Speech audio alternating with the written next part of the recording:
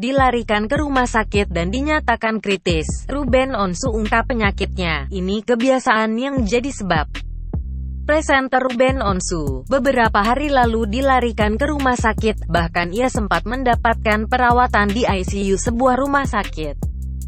Kala itu kondisinya drop, ia mengalami kekurangan darah hingga harus dilakukan transfusi, dilansir dari Tribun News. Ruben Onsu ungkap kalau kondisi dropnya itu disebabkan kelelahan saat ditemui di kawasan Mampang Perapatan, Jakarta Selatan, Senin, tanggal 6 Juni tahun 2022. Ruben melanjutkan, ia juga sering menahan lapar ketika makanan yang ada di depannya tidak sesuai seleranya. Saat dicek oleh dokter, diakui suami Sarwendatan itu mendapati tidak ada darah di bagian tangannya. Setelah keluar dari rumah sakit, Ruben tetap menjalani aktivitasnya dan tidak membatasi makan. Justru ia harus banyak memakan makanan.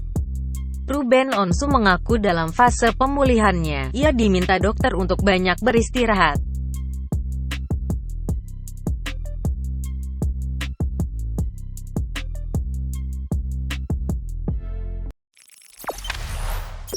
Jangan lupa subscribe, share, komen, dan like ya.